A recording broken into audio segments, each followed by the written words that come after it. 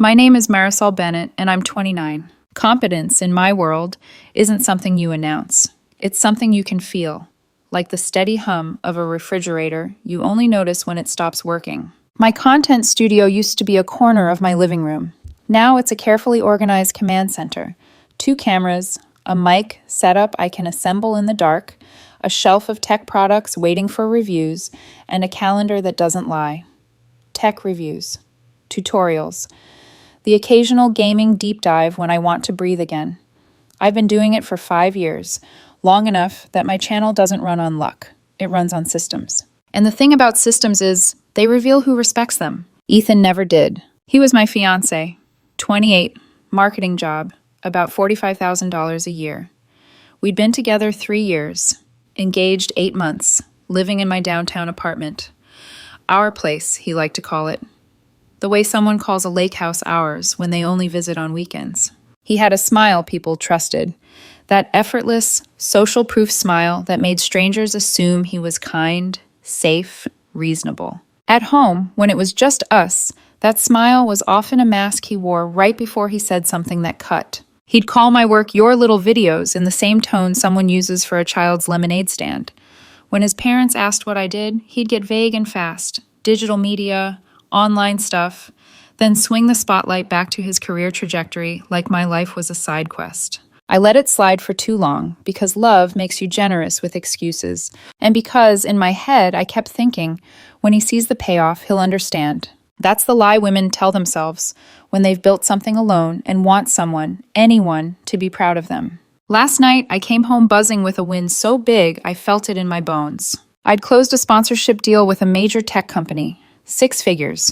The kind of contract that doesn't just pay bills, it changes the next year of your life. I'd spent weeks negotiating terms, deliverables, usage rights, revision limits. It was business. It was real. Ethan was on the couch, phone in his hand, thumb scrolling like his life depended on it. "Babe," I said, trying not to sound like I was begging for a gold star. "You know that company I told you about? The one that's been circling my inbox for months?" He didn't look up. "I got it, signed, 6 figures." That should have been a moment. That should have been his head snapping up, eyes bright, arms around me, a kiss, a laugh, something. Instead, he finally set the phone down like it was a sacrifice. And then he said it, flat, bored, almost annoyed. "You need to get a real job." I actually stopped breathing for a second, like my body couldn't decide whether to laugh or defend itself. "What?" He leaned back, eyes narrowing, like he was measuring me, like he'd been waiting to say this. "This YouTube thing is embarrassing, Marisol. We're getting married next year and I can't keep telling people my wife makes internet videos. It's not a career. It's what kids do." The word wife hit like a chain around my ankle. I'd been doing this for 5 years. "Exactly," he said, as if he'd been keeping score. 5 years of this hobby. When are you going to grow up? Get something with benefits, a 401k. Something I can tell my family about without being ashamed. Ashamed. He said it like I was a stain he kept trying to scrub out with nicer wording. I stared at him, and for a moment, I saw the whole relationship like a spreadsheet. Every time I paid for dinner, every time I covered rent, every time I said it's okay, when he forgot his half of something because his paycheck was tight. "You're ashamed," I repeated. "I'm being realistic," he snapped. "My friends ask what you do, and I have to lie. I say digital media because YouTuber sounds pathetic. We're almost 30. Something in me clicked so cleanly it was terrifying. Not anger. Clarity. I nodded once, slow. "You're right." He blinked like the world had skipped a frame. "I am?" "Yeah," I said, my voice calm enough to scare even me. "This isn't working." I pulled out my phone. Ethan's expression shifted. Confusion first, then annoyance, like he thought I was about to text someone dramatic. Instead, I opened YouTube Studio and went straight to the revenue analytics. I turned the screen toward him. "See that number?" He squinted. "What am I looking at?" "That's this month. So far, we're only 3 weeks in." His face changed as the number settled in. 68,000? He said, like his mouth didn't know how to form it. "Little low, actually," I said. "I usually hit 75 by now. Bad month." I watched the math happen behind his eyes. Watched him multiply. Watched his ego scramble for a new script. "But that's times 12, yeah," I said. "About 900,000 last year before taxes. I clear around 600 after everything." Silence swallowed the room. He stared at my phone like it was a weapon. You never told me." I tilted my head. You never asked. His mouth opened, closed, opened again. I could practically hear him rewriting our entire relationship in his head. The apartment, the car, the dinners, the vacations, the way the groceries always magically appeared in the fridge. I stood up and walked toward the bedroom, because once clarity arrives, you don't sit and debate it. That apartment you love? I called over my shoulder. I pay full rent, the car you drive, bought it outright, that credit card you use for groceries, somehow also covers $300 brunches? That's me. Behind me, I heard him stand up fast. Wait, he said, voice cracking. Marisol, wait. Nope. I opened the closet and grabbed a suitcase. I'm done, I said. And I meant it in the quiet, final way people mean it when they've been mourning something for months without admitting it. I'm not marrying someone who's embarrassed by me. He followed me into the bedroom like a shadow with a pulse. I was trying to help, he said, desperation bleeding through. I was trying to motivate you. Help? I laughed once, sharp. You called my career embarrassing. You said you lie to your friends about what I do. That's not help, that's disrespect. I didn't mean it like that. How did you mean it, Ethan? I asked, still packing, still calm. He had nothing. His face kept changing. Panic, anger, tears, back to anger, like he was cycling through emotions, hoping one of them would work on me. Where am I supposed to go? He demanded. I zipped the suitcase. Hotel, your parents, your friend who always has opinions, not my problem. You can't kick me out. I turned and looked him dead in the eye. My apartment, I said, my lease, my name. And that was the moment his fear finally turned real, because he realized he couldn't threaten me with the loss of something he never owned. It took about an hour to pack his essentials. He hovered, trying to negotiate with his voice, with his eyes, with the history we shared. But history doesn't excuse shame. He left around midnight with 3 suitcases and an ego that looked like it had been set on fire. The moment the door clicked shut, my phone lit up. Text after text after text. I blocked him. I slept like someone who'd been holding her breath for 3 years. And I woke up thinking it was over. I was wrong. 10 days after Ethan left my apartment, I learned something about silence. Silence isn't always peace. Sometimes it's just the inhale before someone tries to scream through other people. The first message came from a number I didn't recognize. Hey, it's Jenna. Ethan's really not okay. He didn't mean it. Can you please talk to him? I stared at the screen, thumb hovering, feeling that old reflex, the one women are trained into early. Be reasonable, be kind, don't be cold, don't be the villain. Then another text arrived, different number. Everyone says stupid things in fights. You're overreacting. Then another. You guys were engaged. You don't just throw that away. By the 4th message, the pattern was clear. They weren't reaching out because they cared about me. They were reaching out because Ethan had told them a story where he was the victim of my ego, and now they were trying to talk me back into becoming useful. I blocked every number without replying. My life didn't explode. It just narrowed. My circle got smaller. The air got cleaner. And then Ethan's mother called. It went to voicemail. Her voice was the kind that sounded practiced, like she'd spent years turning disappointment into authority. Marisol, this is Patricia. I raised my son to value security and stability. He was trying to encourage you towards something sustainable. Your response was completely inappropriate. You owe him a conversation at minimum. I listened to it twice. Not because I needed to, because I wanted to feel how little it moved me. Security and stability. Funny how those words always get used to defend the person who benefits from someone else's labor. I deleted the voicemail. That's when the situation started getting theatrical.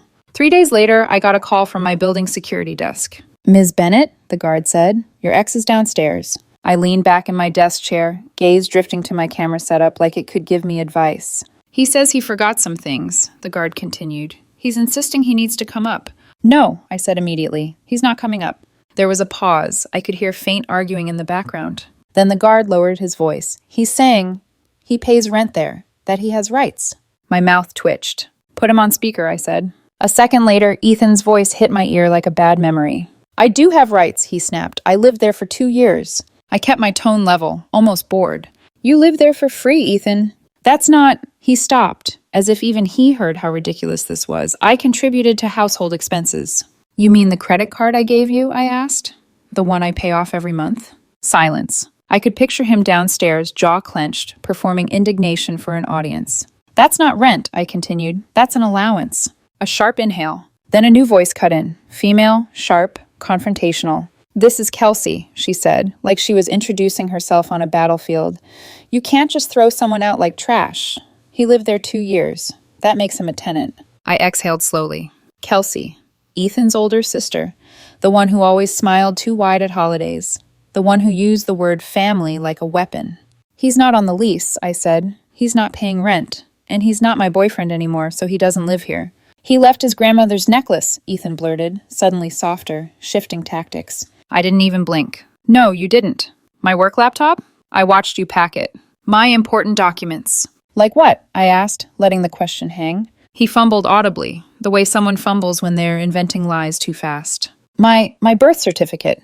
"You can request a copy from the county," I said calmly. "Anything else?" The security guard's voice returned, tired now. "Ma'am," he said to Ethan, "if you can't identify specific items, you need to leave the premises." Ethan's voice cracked. "This is insane. You're really doing this?" I felt a flicker in my chest. Not guilt, not pity. Just disgust. "You did this," I said quietly. "You called my life embarrassing. You don't get to keep the apartment perks after you spit on the person paying for them." Kelsey hissed something under her breath. Then she said louder, "You're going to regret this." My lips curved. "Doubt it." Security escorted them out. I took the elevator back up, unlocked my door, and stood in the entryway for a full minute just listening to the absence. Then I ordered Chinese food and worked until 2 a.m. because if someone tries to drag you into chaos, the best revenge is refusing to rearrange your day for it. I thought the rights argument would be the peak of his audacity. I was wrong again. The next morning, I got an Instagram DM from a man I didn't follow. His profile picture was a crisp professional headshot, the kind of smile that said, "I bill by the hour." Message. "Hello, Ms. Bennett. I understand there has been a separation. In situations where one party has been financially dependent, there may be grounds for transitional support. I'm reaching out to see if you're open to discussing an arrangement." I stared at it, then laughed. One sharp sound in my quiet kitchen. Transitional support. Like Ethan was a freshly divorced spouse. Like my engagement ring had legally fused our bank accounts. I screenshotted the message and sent it to my friend Miles, an attorney who'd been waiting years for me to dump Ethan. Miles called me immediately. He didn't even say hello. He just started laughing. "Please tell me this is real," he wheezed. "It's real," I said. "He's trying to..." "What? Get paid for dating me?" "They're fishing for palimony," Miles said, still laughing, "which, just so we're clear, is already hard to prove in many places, and you two weren't married, and he paid 0 rent, and you don't have a cohabitation agreement. He has nothing." "So what do I do?" I asked. "You do nothing," Miles said. "You forward it to me, and I do something." Within an hour, the lawyer vibe guy's inbox received a reply from Miles's firm email. Professional language. Calm threats. Words like harassment and legal action that make opportunists suddenly remember they have hobbies.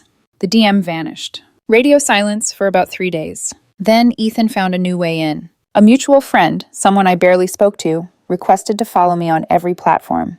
TikTok, Instagram, YouTube, even my private account I hadn't posted on in months. So declined. Then I noticed my story views. One unfamiliar account kept appearing. No posts, no bio, but it watched every story the second I posted it. I didn't need a forensic team to know who was behind it. Ethan didn't want to talk. He wanted access. So I gave him exactly what he deserved. One story, a screenshot from my sponsor dashboard, $81,000 payment for one integrated video.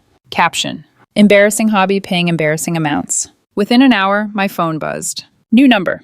We need to talk. I didn't reply. Another text came immediately after. What we had was real. I stared at those words until they stopped looking like English. Real. He'd called my work pathetic. He'd used me as a rent-free lifestyle upgrade. He'd tried to show up downstairs like he owned my door code, and now he wanted to rewrite it into romance. I typed one sentence and hit send. What we had was you living off me while calling my career embarrassing. A minute later, I was worried about our future. I couldn't help it. I actually smiled. You make $45K and spend like you make 6 figures, I replied. You weren't worried about our future. You were worried about funding your lifestyle once you realized you'd have to pay your own bills. The phone rang. I didn't answer. It rang again. Different number. Blocked. Then, like a bad sequel with worse writing, his mother tried again. Except this time she didn't call me. She called my mother. And my mother, God bless her, called me cackling. Marisol, she said, laughing so hard she had to catch her breath. Ethan's mother just lectured me for 30 minutes about how her son made one tiny mistake and you're throwing away true love. I pressed my fingers to my forehead. Mom. Oh, I wasn't quiet, she said, voice bright with wicked joy. I told her my daughter makes more than her entire family combined, and maybe she should teach her son not to insult the woman paying his bills. Mom, I hissed, half horrified, half grateful. It's true, she said, suddenly softer. I'm proud of you. That boy cared way too much about what other people think, and he loved your money more than he loved your work. My throat tightened, not with sadness, with relief, because when someone else says the truth out loud, it becomes harder to unsee. That night, I stood at my window, looking down at the street, watching headlights move like slow fireflies, and I realized something. Ethan wasn't heartbroken. He was panicking, because shame didn't drive him out of my apartment. Entitlement did. And now that entitlement was trying every door handle it could find. I didn't know what his next move would be, but I could feel it coming, like thunder that hasn't struck yet. There's a moment after you cut someone off where they realize they can't reach you privately anymore. That's usually when they start performing publicly. It began with a Facebook post from Ethan's sister, Kelsey. She didn't name me. She didn't have to. Watching my brother suffer because someone couldn't handle constructive criticism is heartbreaking. When you build someone up, support their dreams, and they throw it away over ego, that's not strength. That's insecurity. The comments were immediate, messy, half sympathy, half speculation. And then someone I went to college with, one of the few men who'd actually watched Ethan mooch off me for years, commented, "If by build someone up you mean live rent-free while insulting her income, then yeah, totally." The post disappeared within the hour. That's when I realized Ethan wasn't trying to fix things. He was trying to win the story. A mutual friend texted me later that night. Hey, weird question, but Ethan's telling people he basically helped build your channel, like he was your producer or something? I stared at the message, then laughed out loud in my kitchen. Helped build my channel. The man who complained about filming taking too long. Who rolled his eyes when I reshot a segment because the lighting was off. Who appeared in exactly 3 videos, and sulked through all of them. Not even close, I replied. He can't name my most popular video. Yeah, the friend said. That's what I figured. But Ethan didn't stop there. Over the next few days, the story evolved.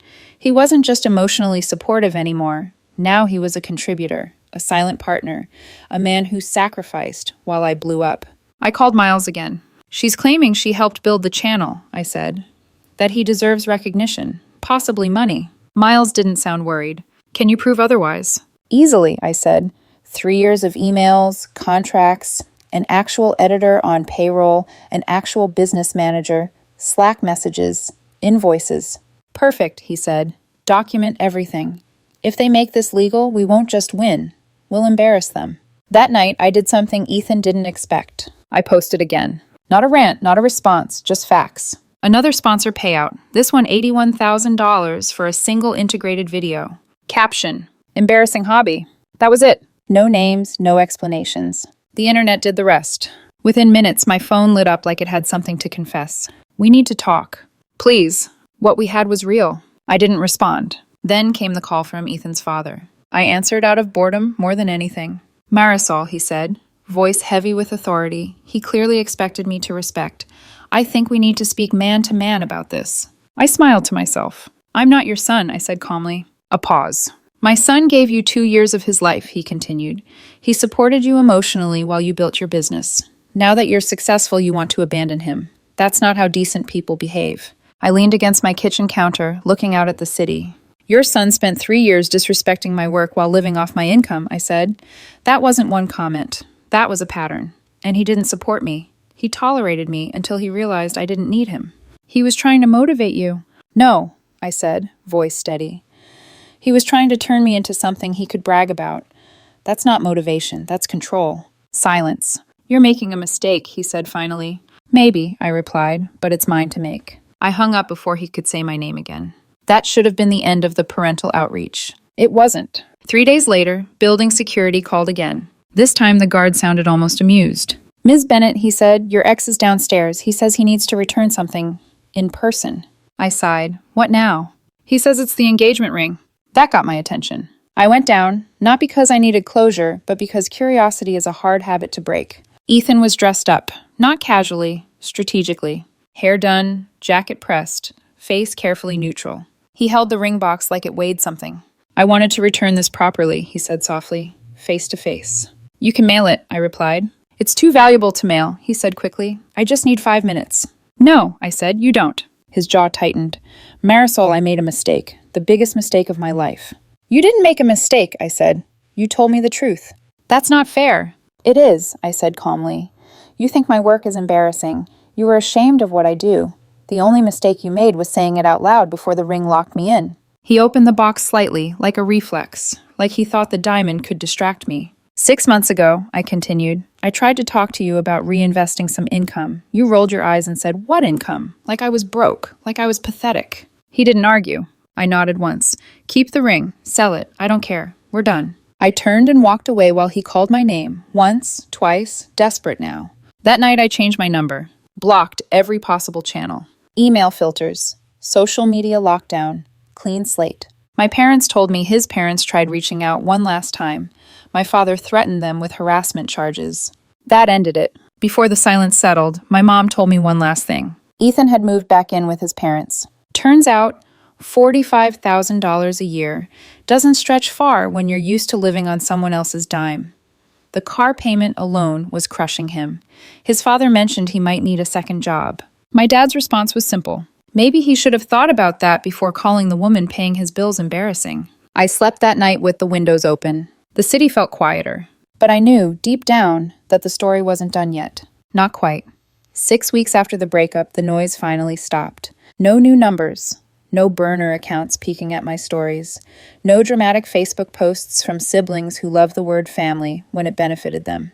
The quiet felt earned. I started believing the chapter had closed, not with fireworks, but with exhaustion on both sides. My life, meanwhile, kept expanding in ways that didn't need commentary. The channel crossed 1 million subscribers.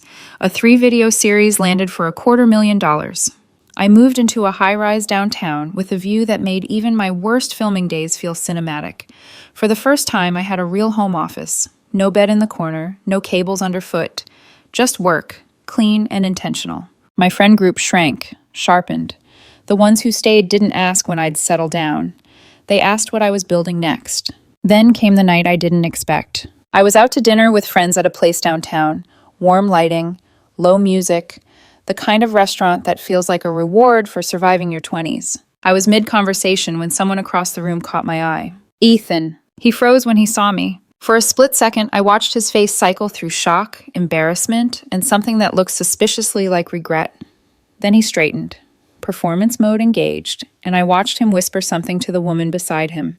A date. Young, polished, confused. I went back to my conversation. I wasn't angry. I wasn't shaken. I was done. Of course, he came over anyway. Hey, he said softly, can we talk? I didn't look up from my plate. I'm eating.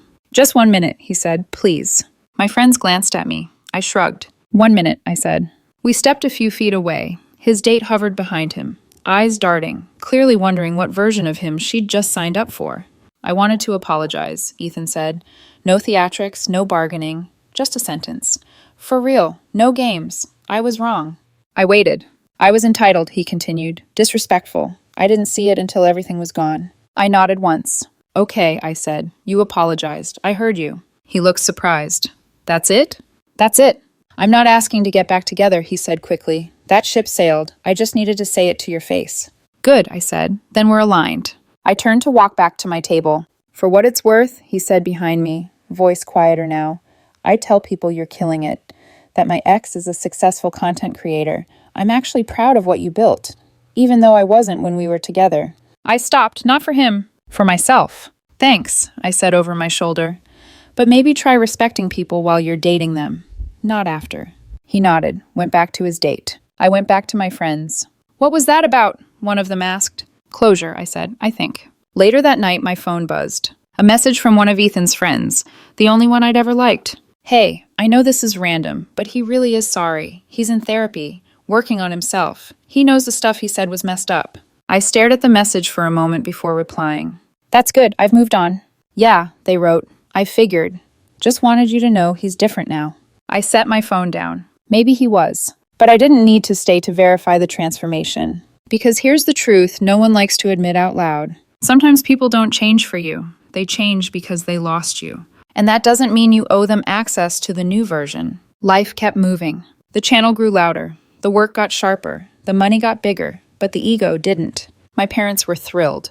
My dad kept sending me articles about successful YouTubers with subject lines like real job energy. I went on dates. Nothing serious. I wasn't rushing. I was learning what I wouldn't accept again. I don't think about Ethan much anymore. And when I do, it's not with anger. It's with indifference. He wasn't a villain. He was a lesson. The lesson was simple. Respect is everything. If someone doesn't respect your work, your passion, your path, they don't respect you.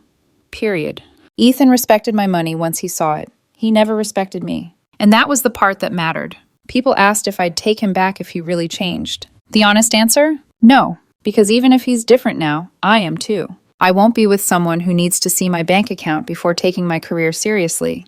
Who needs proof of success before offering respect? The right person respects the hustle before the payoff, the work before the applause, the dream before it becomes impressive. Ethan wanted the lifestyle without appreciating the process. That's not a partner. That's a leech. Life's good now. The embarrassing hobby got me nominated for a Streamy Award, bought me a car and cash, built a life most people only daydream about. And I built it myself. With work, with belief, with freedom. The comments on my videos still make me smile. Real job energy. Respect the hustle. Ethan's dating someone new, apparently. I hope it works out. Everyone deserves happiness. Me, I'm exactly where I need to be. Single, successful, respected. Building whatever comes next, without anyone trying to tear it down. He wanted me to get a real job. I got something better. I got freedom.